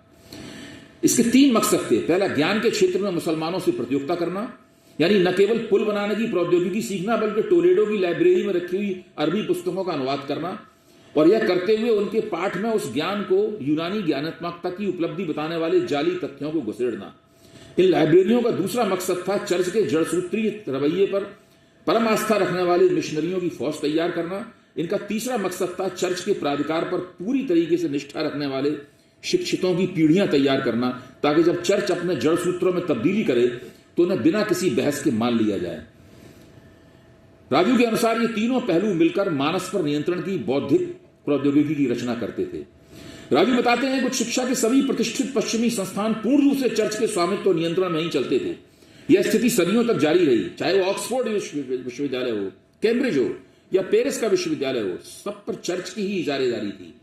20वीं सदी शुरू होने से सिर्फ 30 साल पहले, यानी 1871 में ब्रिटिश संसद ने सेकुलर शिक्षा का पहला विधेयक पास किया। इसका उच्च शिक्षा से कोई संबंध नहीं था, यह केवल प्राथमिक शिक्षा के लिए था ताकि औद्योगिक श्रम की सप्लाई सुलभ हो सके। वैसे भी शिक्षा अपने सेकुलर रूप में भी ईसाइयत से ओतप्रोत थी। आखिर सेकुलम का विचार भी तो ईसाई मठ व्यवस्था की ही देन था। अब इसका जो अकादमिक मर्म है उसकी चर्चा करने के बाद मैं उसके दूसरे पहलू पे आऊंगा। उपनिवेशवाद के लिए इनकी उपयोगिता क्या थी इसकी, और वो उपयोगिता समाज विज्ञानों ने कैसे पूरी की। ये तो हम बात कर ही चुके हैं कि ब्रिटिश फंक्शनल जो एंथ्रोपोलॉजी थी उसका क्या अध्ययन था। अच्छा, समाज विज्ञान को यूरोप से बाहर रह रहे यूरोपियनों के साथ अलग तरह का सलूक करना। जो ऑस्ट्रेलिया में, न्यूजीलैंड में जो जिसको आप सेटलर कॉलोनियलिज्म कहते हैं, जहां पर यूरोपियन बस्तियां बनी। भारत में तो जितने भी जब हिंदुस्तान को आजादी मिली तो शायद 68 या 69 हजार अंग्रेज थे हिंदुस्तान में। वो अपना माल असबाब लेके चले गए। कुछ उंगलियों में गिनने लायक लोगों ने सोचा कि हम हिंदुस्तान में ही बने रहेंगे, और लेकिन ऐसे इलाके भी थे जहां पर पूरी तरीके से अंग्रेज बसे। उन्होंने वहां के लोगों का जनसंहार कर दिया, उनको समाप्त कर दिया, उनकी जमीनों पर कब्जा कर लिया, जैसे कि यूनाइटेड स्टेट्स ऑफ अमेरिका है, जैसे कि न्यूजीलैंड है, ऑस्ट्रेलिया है। ये सेटलर कॉलोनियलिज्म के उदाहरण है। इसलिए 1926 में आई बेलफोर रपट ने कनाडा, ऑस्ट्रेलिया, न्यूजीलैंड और दक्षिण अफ्रीका को उपनिवेशित की श्रेणी से बाहर कर दिया। थे वो भी कोलोनाइज, लेकिन अब तो दुनिया बदल गई है, तो समाज विज्ञान ने उनको कोलोनाइज मानने से इनकार कर दिया। जॉन डार्विन के अनुसार इस रपट के बाद ब्रिटेन ने मान लिया कि ये सेटलर कॉलोनियां किसी भी तरह से उनकी मातहत न होकर ब्रिटिश राष्ट्रमंडल के सदस्य के रूप में सांविधिक दृष्टि से बराबर का हिस्सा रखती। ये बिल्कुल पूरी तरीके से ये एक तरह की नस्लवादी बंदोबस्त था। द्वितीय विश्व युद्ध के इर्द गिर्द की अवधि में उपनिवेशवादी योजनाएं बनाते हुए दिखते हैं कि गैर यूरोप को पश्चिमी आधुनिकता के सांचे में ढालने की परिघटना कैसे सुनिश्चित की जाए। 1938 में कॉलोनियल सेक्रेटरी मैल्कम मैकडोनल्ड इस तर्ज पर सोचने लगे थे कि उपनिवेशों में राष्ट्रवादी अभियानों को सत्ता हस्तांतरण करने का तैयार करने के लिए सुसंगत कार्यक्रम कैसे बनाया जाए। इस गारंटी के लिए उपनिवेशवादियों ने एंथ्रोपोलॉजी, सोशियोलॉजी और इकोनॉमिक्स जैसे अनुशासनों का योजनाबद्ध इस्तेमाल किया। फ्रांसीसी, जर्मन, ब्रिटिश और अमेरिकी एंथ्रोपोलॉजी द्वारा उपनिवेशवाद की सेवा करने के प्रकरणों पर काफी प्रकाश डाल चुके हैं, लेकिन सोशियोलॉजी और इकोनॉमिक्स की भूमिका की चर्चा बहुत कम की जाती है। रॉबर्ट मार्शियोनेट्टी और मारियो सेड्रिनी ने, उनकी एक रचना है इकोनॉमिक्स एज सोशल साइंस, उसमें दिखाया है कि अर्थशास्त्र के केंद्र में होमो इकोनॉमिक्स नाम की एक विमर्शी गणंत है। होमो इकोनॉमिकस। होमो इकोनॉमिकस यानी कोई फैसला लेने से पहले तर्क संगत ढंग से सोचकर, आकलन करके अर्थशास्त्र के मॉडल और सिद्धांत तैयार करने में सक्षम व्यक्ति। इस गणंत के पीछे ओरिएंटलिज्म और एंथ्रोपोलॉजी द्वारा दी गई गैर यूरोपियन समाजों की वह जानकारी होती है जिसके आधार पर एडम स्मिथ और कार्ल मार्क्स ने 18वीं 19वीं सदी में पॉलिटिकल इकोनॉमी का पूरा विन्यास तैयार किया था। इकोनॉमिक्स पहली बार 1719 में डैनियल डिफो की रचना रॉबिन्सन क्रूसो, जिसके हिंदी अनुवाद हम सब लोगों ने तकरीबन पढ़ रखे हैं,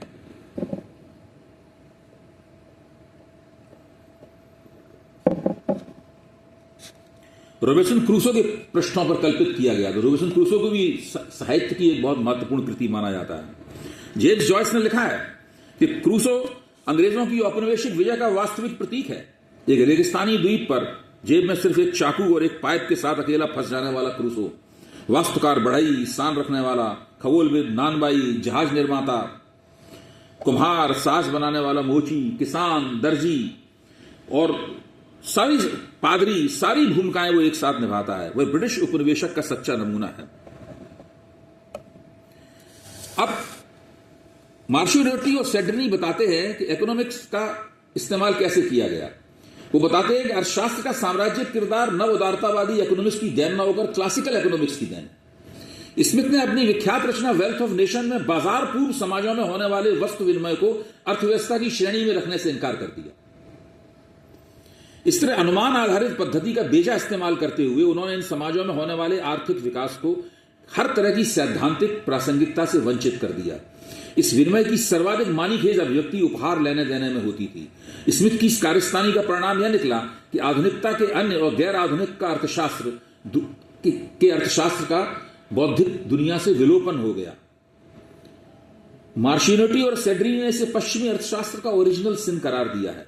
पॉलिटिकल इकोनॉमी के तहत स्मिथ और मार्क्स जैसे महारथियों ने गैर यूरोपीय समाजों में कुछ भी सकारात्मक देखने से इनकार कर दिया और इसका परिणाम यह निकला कि यूरोपीय मानस के लिए मानवता के असभ्य हिस्से को किसी भी तरह की स्वतंत्रता देने के बारे में सोचना लगभग नामुमकिन हो गया। जो यूरोपीय सोचते थे वो अपवाद स्वरूप थे।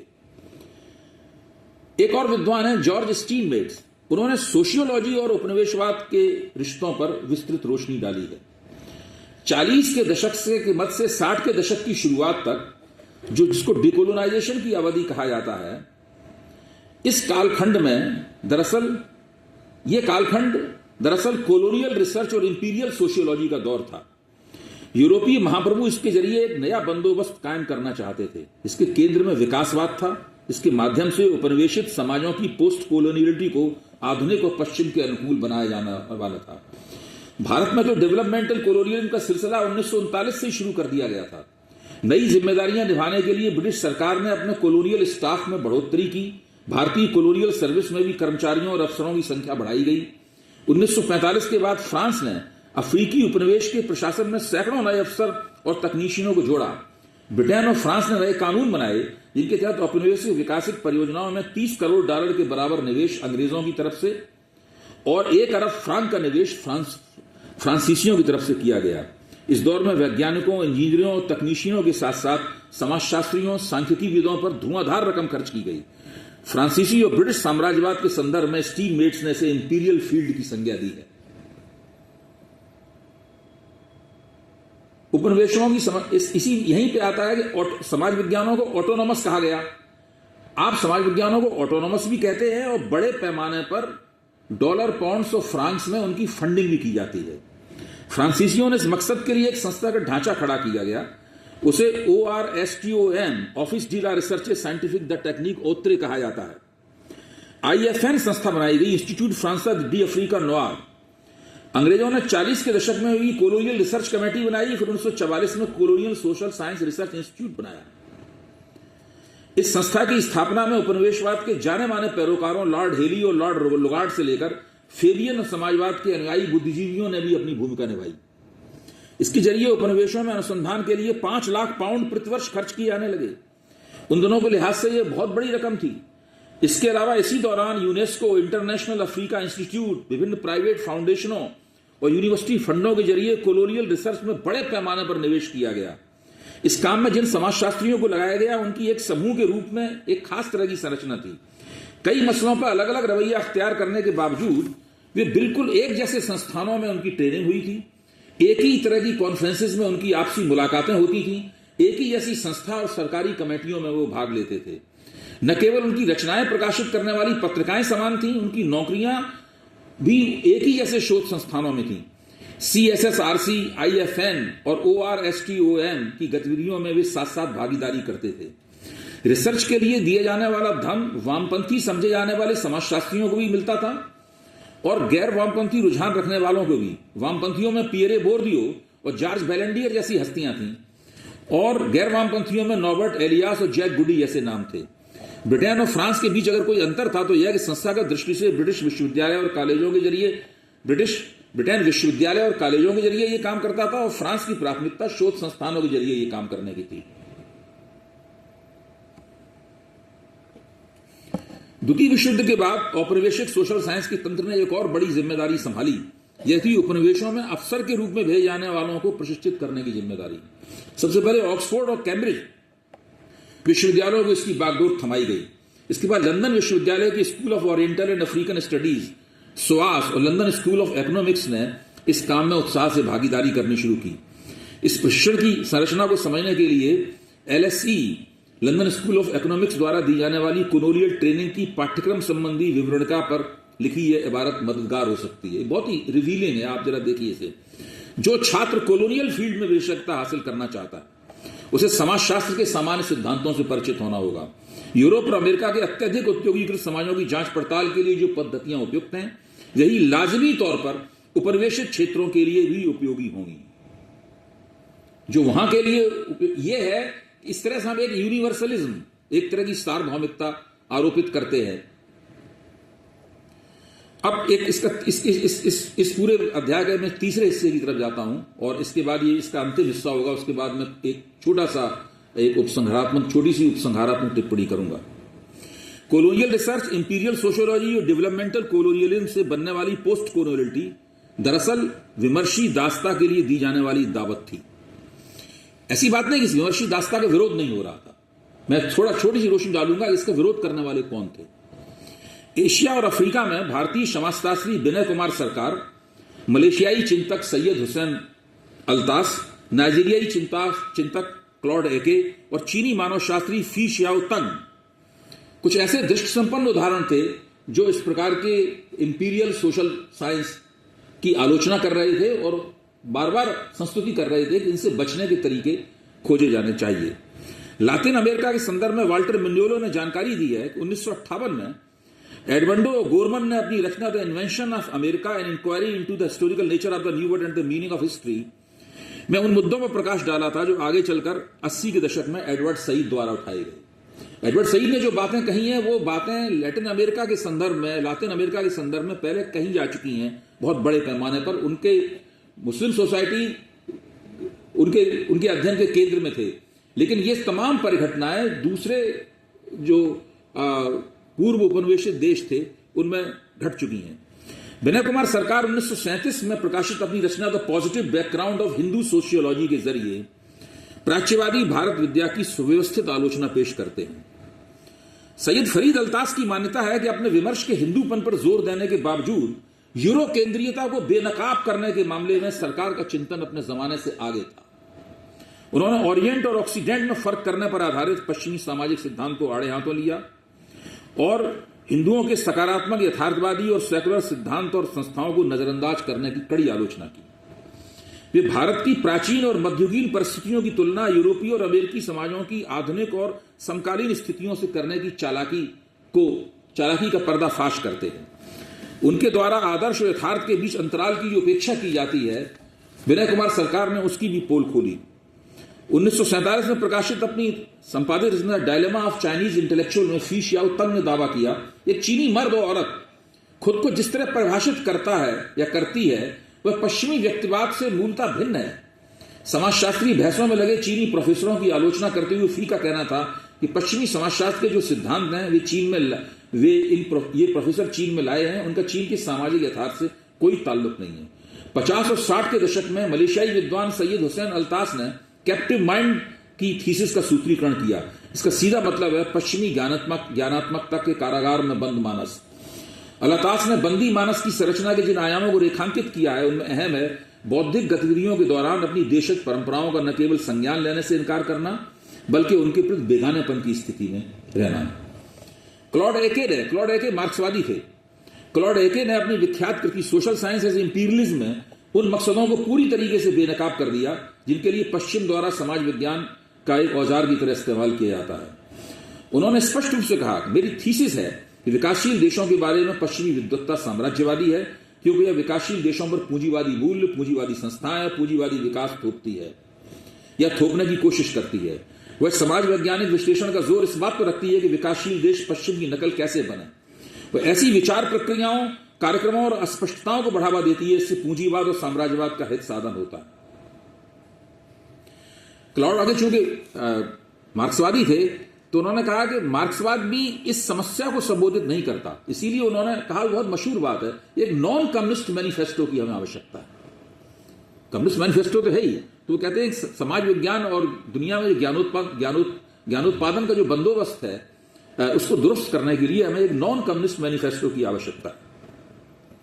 अच्छा, अब सवाल यह है कि इन तमाम आलोचनाओं के बावजूद हम लोग इस चक्कर में फंसे कैसे रह गए।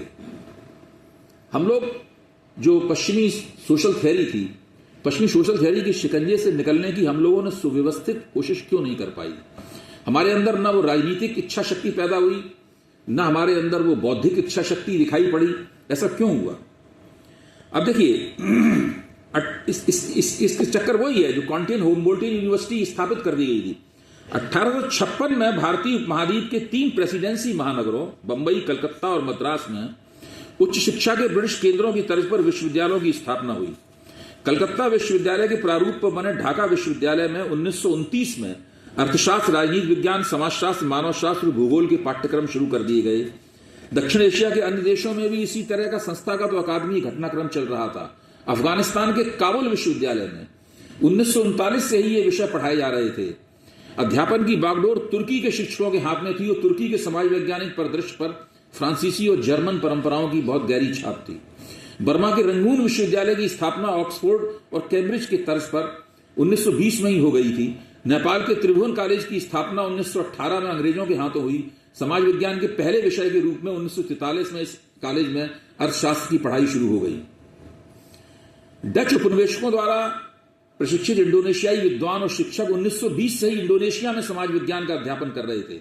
मलेशिया और सिंगापुर में रेफ्लेक्स कॉलेज 1929 से औपनिवेशिक प्रशासन के लिए दूसरी पंक्ति के कर्मचारी तैयार करने हेतु समाज विज्ञान पढ़ा रहा था।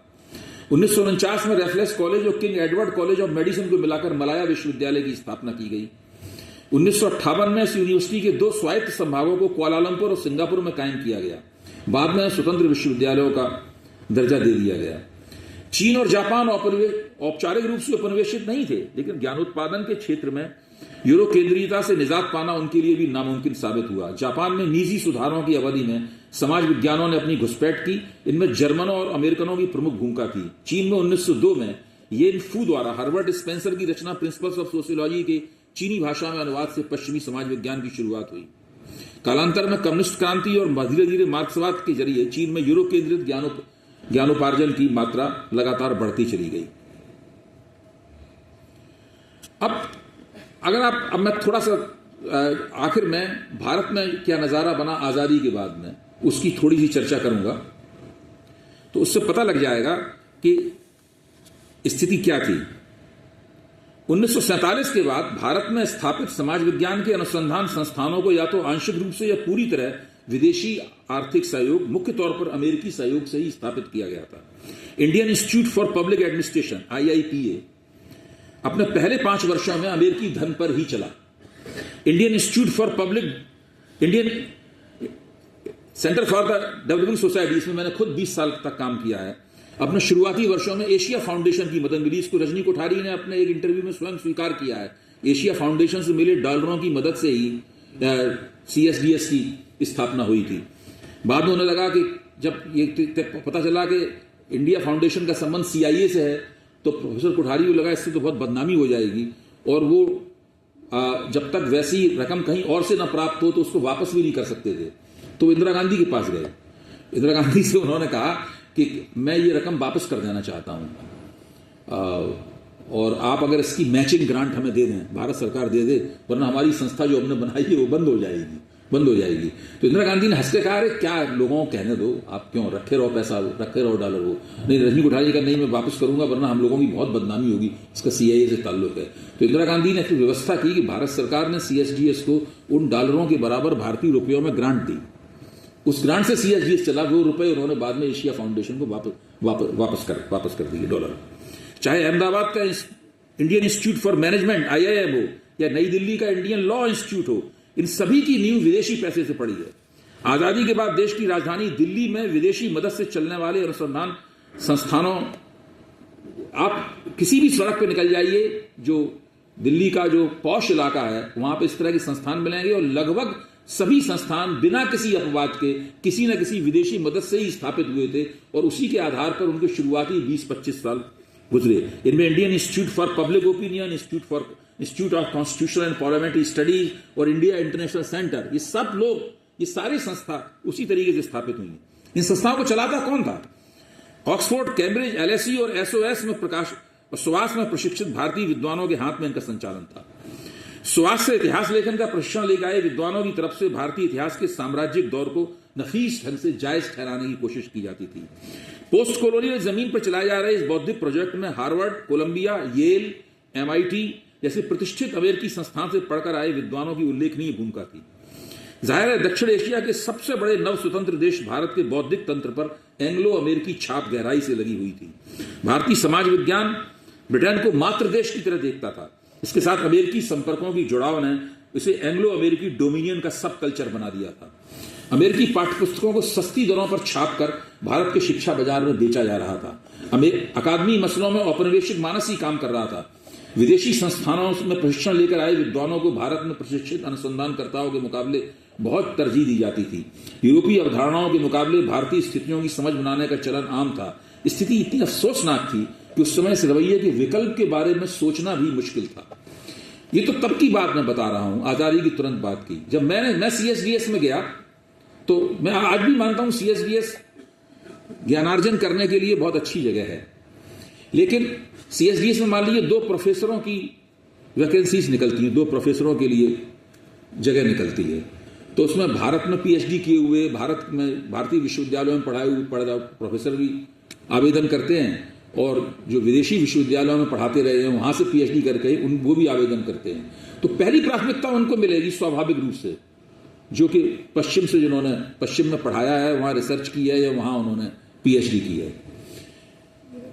भारतीय विश्वविद्यालयों में PhD किए हुए तो और पढ़े हुए तो केवल 2 ही 3 लोग थे, इनमें एक मैं भी था CSDS में। बाकी सारे के सारे लोग विलायत पलट या अमेरिका पलट थे। और आज भी ऐसे लोग वहां पर आवेदन करें तो सबसे पहले उनको प्राथमिकता मिलेगी और नौकरी मिलने की काफी संभावना है। समाज विज्ञान के शोध में न किसी तरह की भारतीयता थी, न ही कोई जरूरत महसूस की जाती थी। कई अकादमिशियनों की हैसियत का आधार अगर उसका मौलिक शोध कार्य न होकर विदेशी रिसर्च इंस्टीट्यूट से उनका संपर्क था। नियमित रूप से इन संस्थानों में होने वाले सेमिनारों और कॉन्फ्रेंसों में भाग लेने वो जाते रहते थे। भारत के विश्वविद्यालय और शोध संस्थान 24 घंटे दिन रात विदेशी विद्वानों और विदेशी एजेंसियों की निरीक्षण और निगरानी के लिए खुले हुए थे। दिल्ली विश्वविद्यालय के ऊपर फोर्ड फाउंडेशन और रॉकफेलर फाउंडेशन की विशेष कृपा थी। उसके लॉ स्कूल, यूनिवर्सिटी लाइब्रेरी, चीन अध्ययन विभाग में इन दोनों प्रतिष्ठानों का पैसा खूब आता था। दिल्ली स्कूल ऑफ इकोनॉमिक्स की संस्था का design he London school of economics की नकल पर बनाई गई थी। 1968 यानी आजादी के 20 साल बाद भी हालत यह थी कि राजनीति शास्त्र, अर्थशास्त्र, समाजशास्त्र और एंथ्रोपोलॉजी में कोई विशेष उल्लेखनीय काम नहीं हुआ था। विमर्शी दास्ता के इन पहलुओं पर 1968 में की गई गिरजा कुमार की एक टिप्पणी जो कि सेमिनार में छपी थी, सेमिनार पत्रिका में छपी थी, उस टिप्पणी का मैं उल्लेख करूंगा। इससे आपको अंदाजा लग जाएगा कि स्थिति दरअसल थी क्या। यह जानकर बिल्कुल ताज्जुब नहीं होता कि भारतीय समाज और जीवन के बारे में ज्यादातर शोध गतिविधियां विदेशी एजेंसियों और शक्तियों का भारत संबंधी ज्ञान बढ़ाने के लिए आयोजित की जाती हैं। ये प्रोजेक्ट चाहे विदेशी शक्तियों द्वारा शुरू किए गए हों या भारतीयों द्वारा स्वतंत्र रूप से चलाए जा रहे हों, इनका नतीजा एक ही था। भारत में होने वाले ज्यादातर अनुसंधानों की निरर्थकता के बारे में किसी को कोई संदेह नहीं है।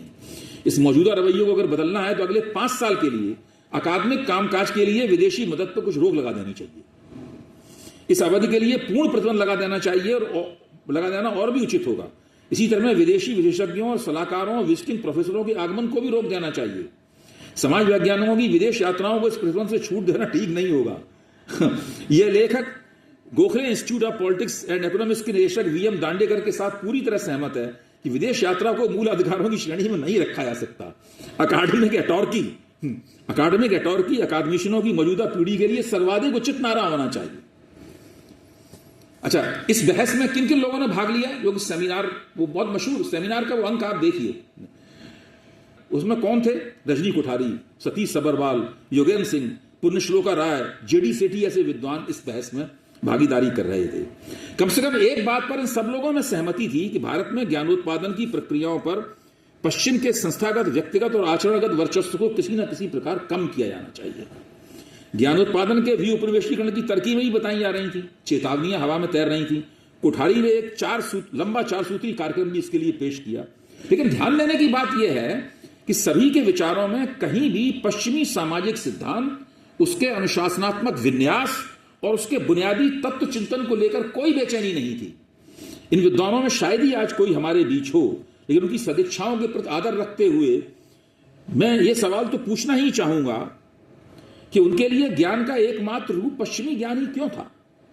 वे अंग्रेजों के भारत में आने से पहले के उन दरवाजों को खोलने के लिए उत्सुक क्यों नहीं थे जिन्हें मैकाले की शिक्षा संबंधी टिप्पणी के बाद यह मानकर बंद कर दिया गया था कि अब भारतवासियों में उन्हें खोलने की उत्सुकता कभी पैदा नहीं होगी।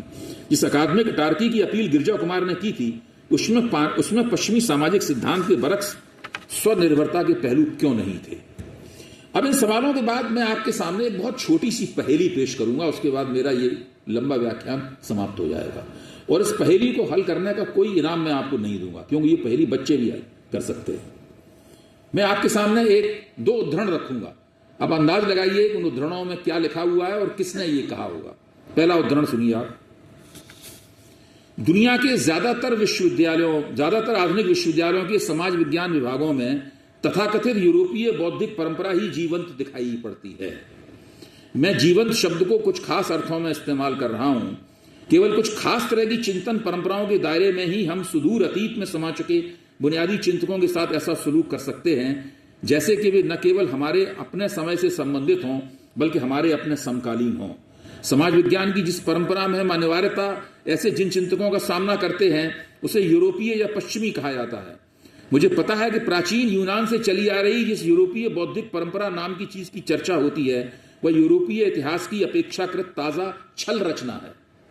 मार्टिन बर्नाल, समीर अमीन और अन्य विद्वानों ने यूरोपीय चिंतकों के इस दावे की वाजिब आलोचना की है कि ऐसी किसी अटूट परंपरा का न कभी वजूद था और यह कि इसे समुचित रूप से यूरोपीय करार भी नहीं दिया जा सकता है।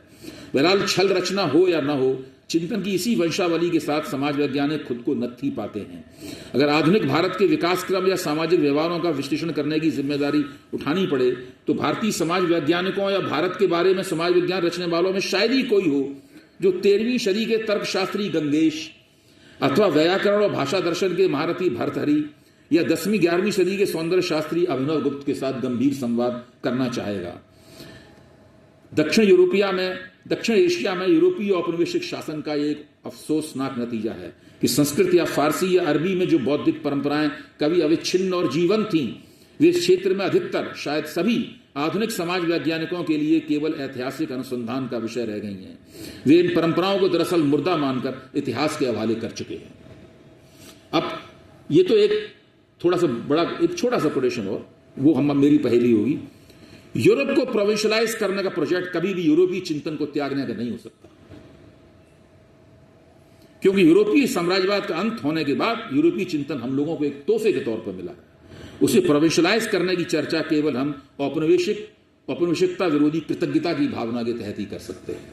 हम सब लोग जानते हैं कि दोनों कोटेशन एक ही व्यक्ति के लिखे हुए, एक ही किताब से हैं। उस किताब का नाम है प्रोविंशियलाइजिंग यूरोप। हम जानते हैं कि वो कौन है। दीपेश चक्रवर्ती की लिखी हुई किताब है, जिसको सारी दुनिया में बड़ा मकबूल किया गया, मकबूल माना गया और जगह जगह उसके उदाहरण दिए जाते हैं। एक तरफ तो आप ये कहते हैं कि ये सोशल साइंस की वजह से हम लोग अपने इतिहास, अपने समाज किसी की भी ठीक से व्याख्या नहीं कर पाते, बिल्कुल विजातीय किस्म के विद्वानों, विजातीय किस्म की जो थ्योरीज हैं उनके महातत हो गए हैं और भारतीय ज्ञान परंपरा को हमने पूरी तरीके से इतिहास के हवाले कर दिया। कितना बड़ा नुकसान किया है सोशल साइंस। दूसरी तरफ हम कहते हैं कि ये तो यूरोप का दिया हुआ तोहफा है, इसको हम नहीं छोड़ सकते। तो ये जो अंतर्विरोध है पूरा का पूरा, जो दीपेश चक्रवर्ती के इन दोनों उद्धरणों में दिखाई पड़ता है, यही वो समस्या है जिसकी वजह से मैं हमेशा समाज विज्ञान को एक बहुत विशाल कारागार की संज्ञा देता हूं। ये एक ऐसा कारागार है जिसके हर दरवाजे पर बड़े बड़े शक्तिशाली चौबदार खड़े हुए हैं। किसी दरवाजे पर मार्क्सवाद खड़ा हुआ है, किसी दरवाजे पर नारीवाद खड़ा हुआ है, कहीं उदारतावाद खड़ा हुआ है, कहीं सेकुलरिज्म खड़ा हुआ है। आप एक दरवाजे से निकलेंगे, दूसरा चौबदार आपको दबोच लेगा। तो ये एक समस्या है जो मैं आपके सामने पेश कर रहा हूं और आपसे अनुरोध है कि अगर कुछ बहुत भाषण लंबा हो गया हो तो उसके लिए आप मुझे क्षमा करेंगे, लेकिन ये कलेवर बहुत बड़ा था और इसको इस रूप में पेश करना मेरे लिए एक बहुत बड़ी चुनौती। मुझे पता नहीं कि मैं इस चुनौती में सफल हुआ या नहीं। धन्यवाद।